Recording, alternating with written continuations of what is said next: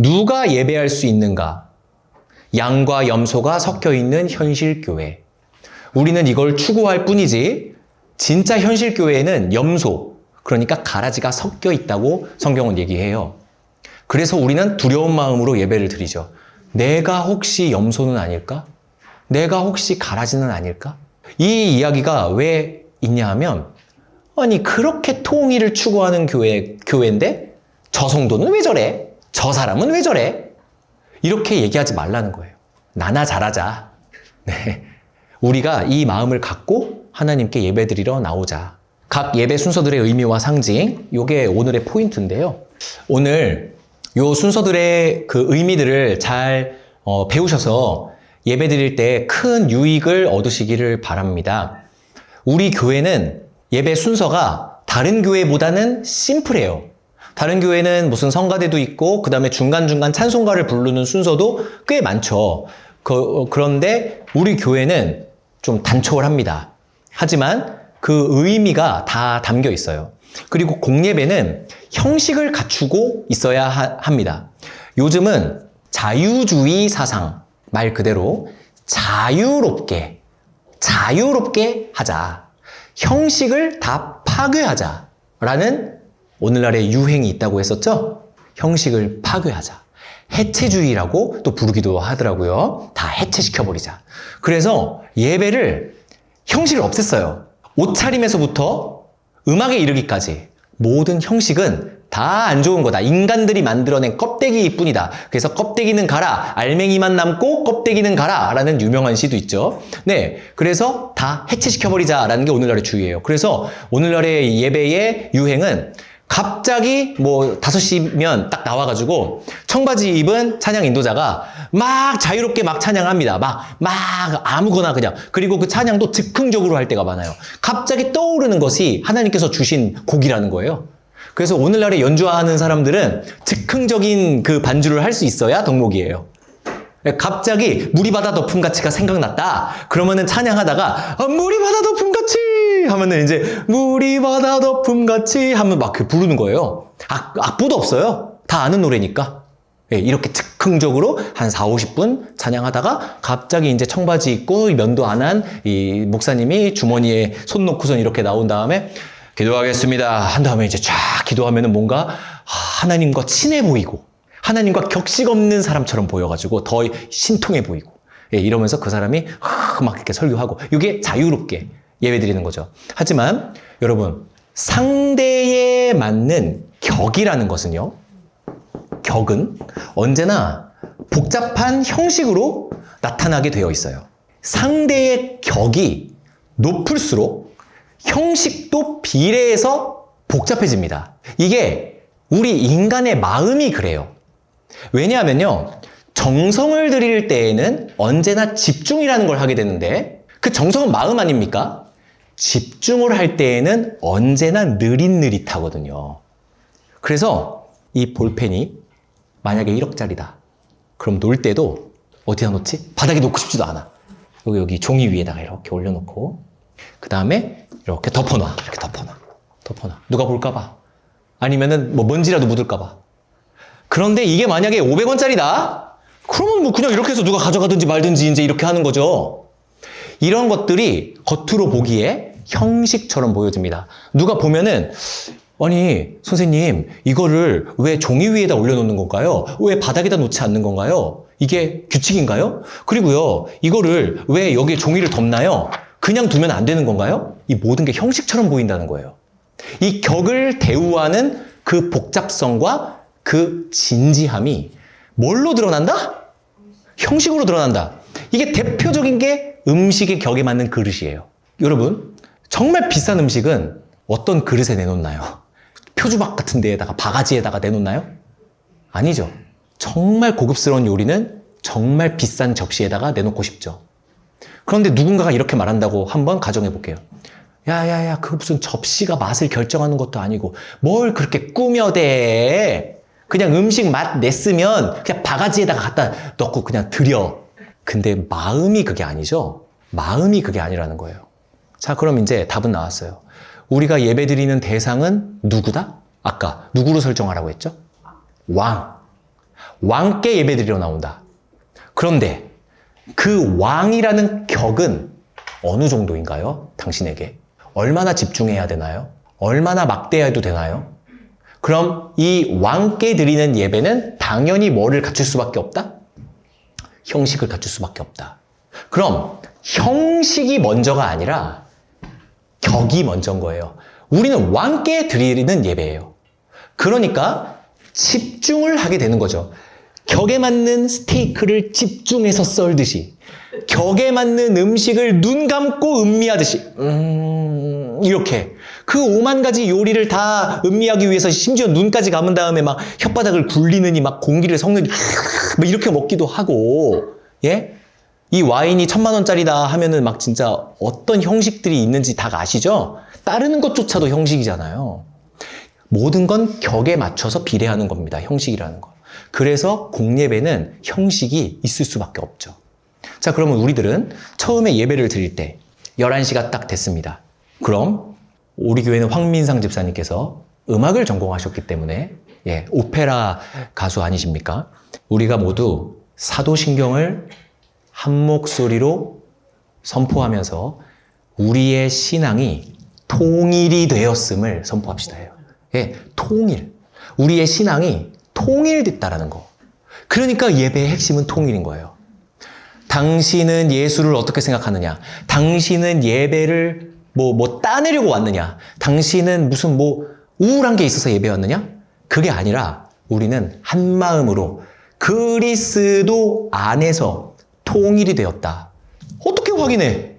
저 옆 사람이 나랑 똑같은 신앙인지, 저 앞 사람이 나랑 똑같은 신앙인지 어떻게 확인해?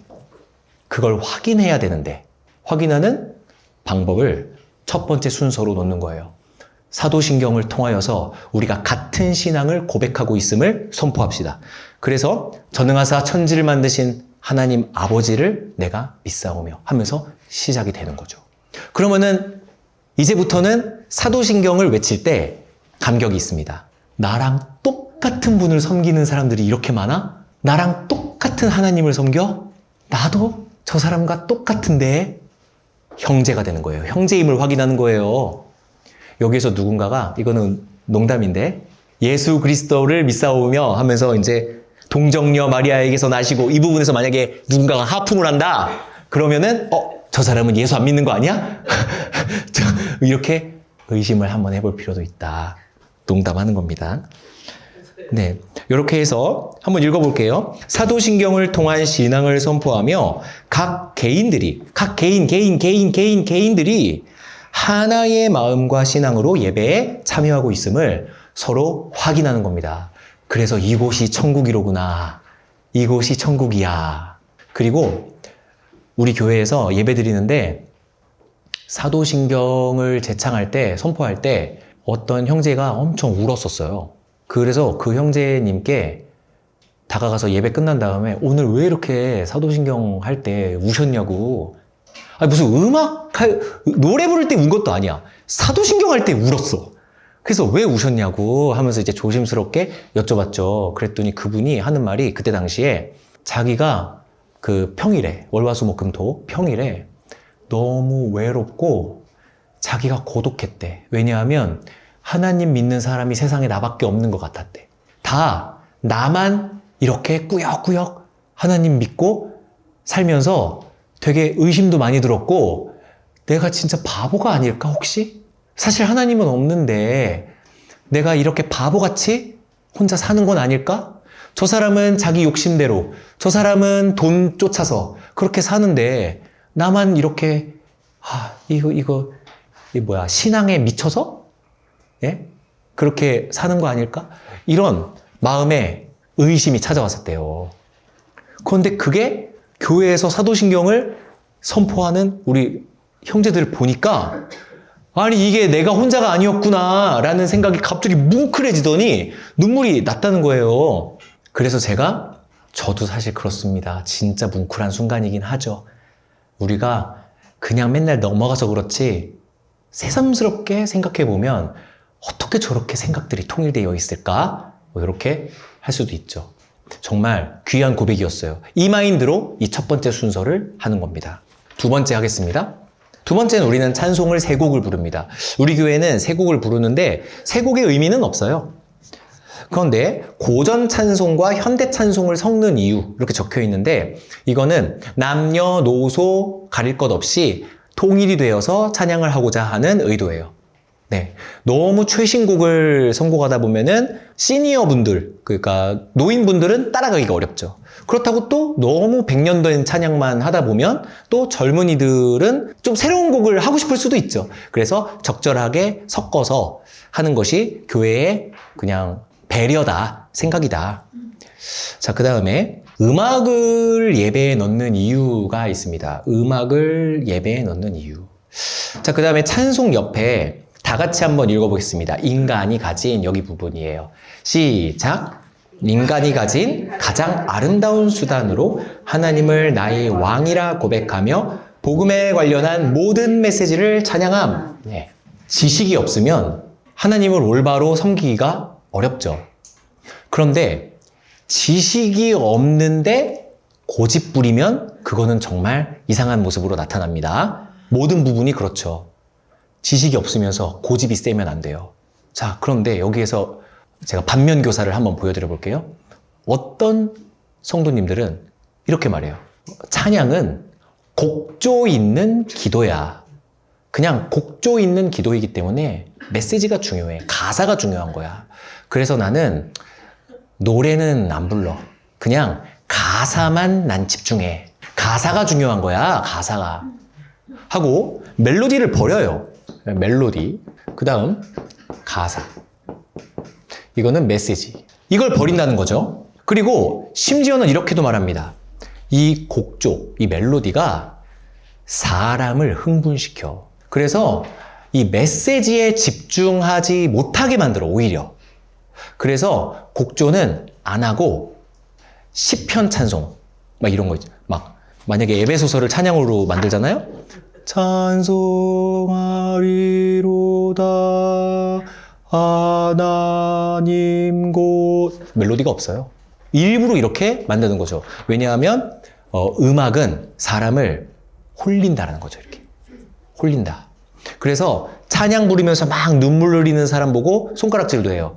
저거 멜로디에 심취해가지고 저거 가슴이 뭉클해져가지고 저거 그냥 눈물을 흘리는 거라고. 이렇게 약간 비하하기도 합니다.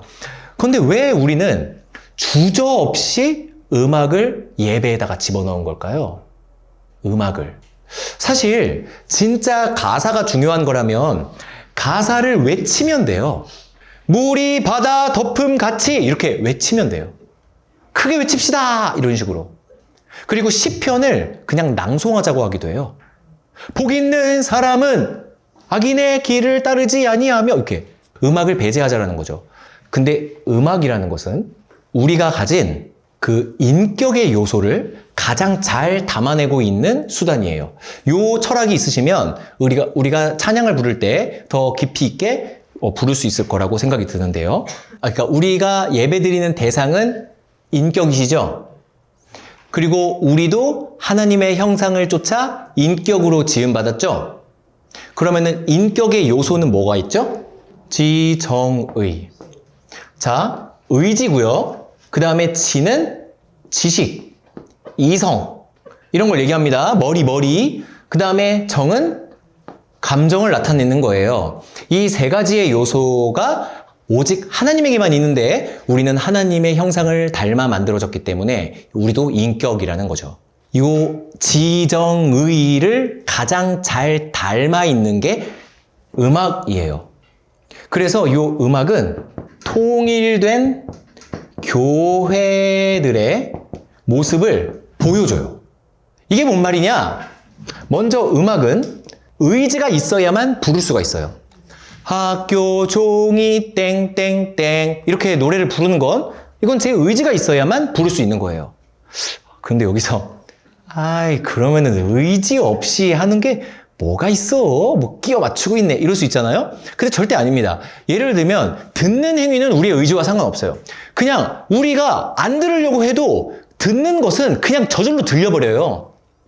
이거는 우리의 의지와는 상관없는 거예요. 소리는 들린단 말입니다. 그런데 우리가 말을 하는 것, 노래를 하는 건 우리의 의지와 상관이 있어요. 내 의지를 갖고 노래를 하니까.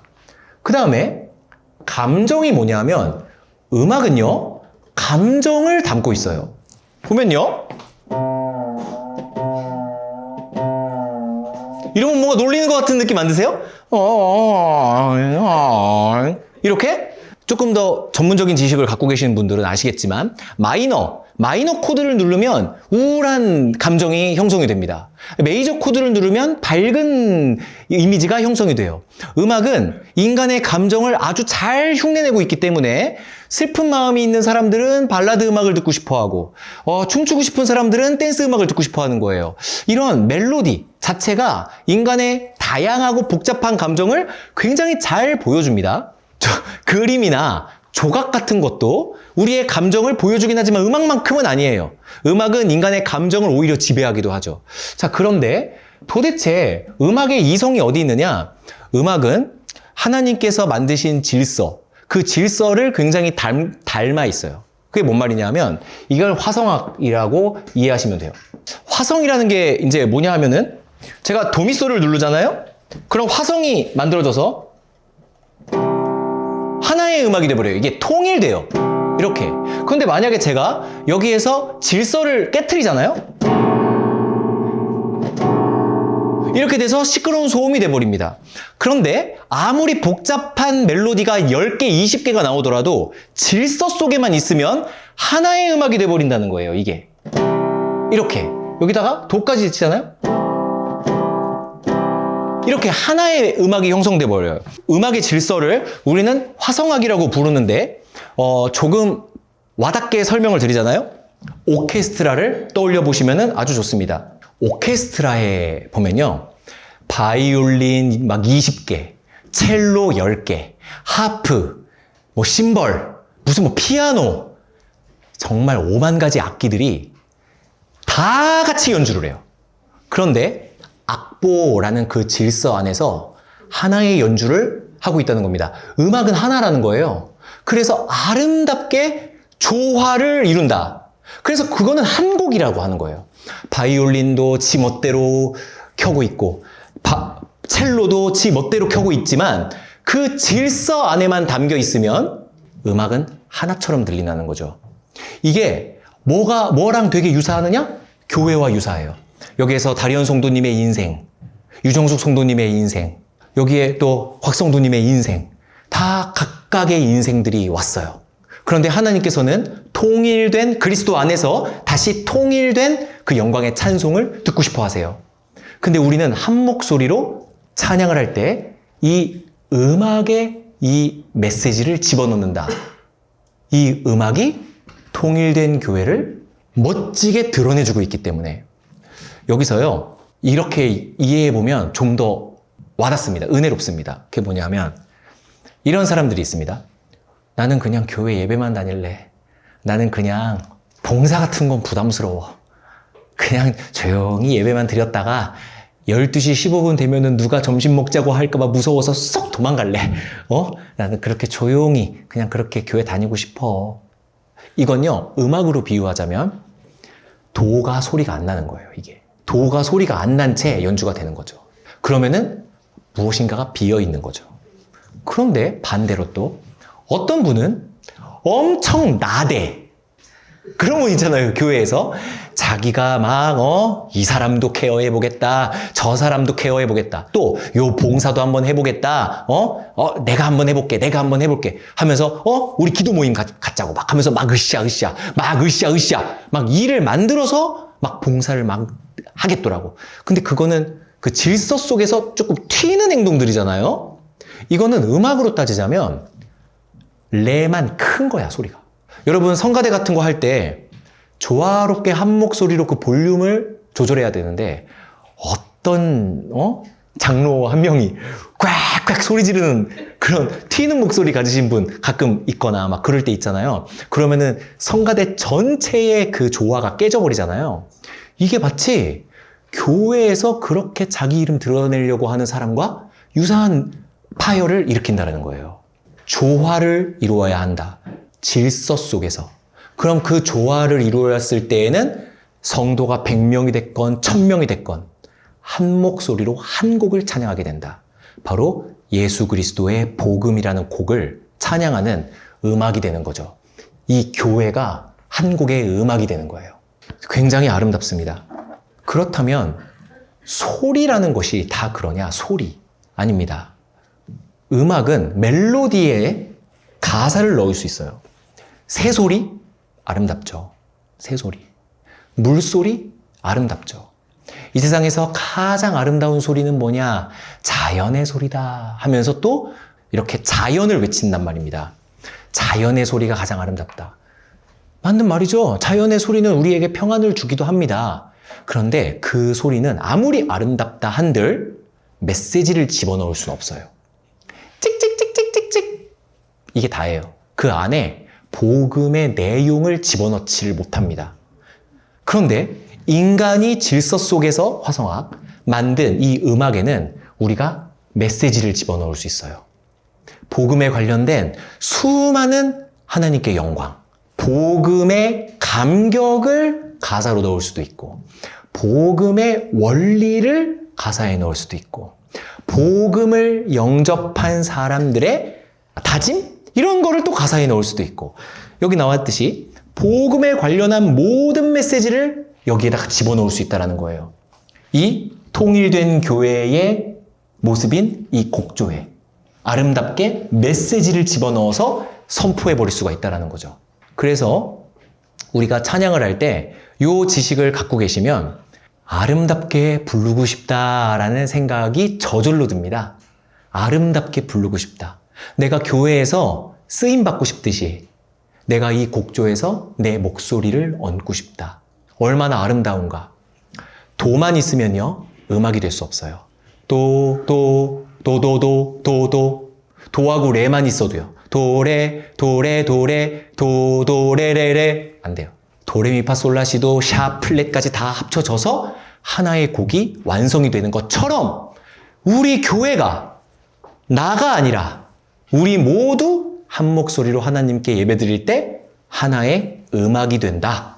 멋진 개념입니다. 이 음악이 예배에 들어온다라는 것은. 음악은 질서 속에서 악보가 갖춰져야 되는 것처럼 하나님의 창조는 즉흥적이지 않고 질서 속에서 만드신 것을 또 흉내내고 있어요. 하나님의 창조를 모방하는 것이 인간이 하나님께 예배드리는 방법 중에 하나다고 제가 강의한 적이 한 번 있습니다. 하나님의 창조를 모방한다. 그래서 흙으로 반도체까지 만드는 인간 아닙니까? 마치 음악의 악보를 구성하는 것이 하나님의 창조를 모방하는 예배자로서의 모습처럼 보이는 거예요.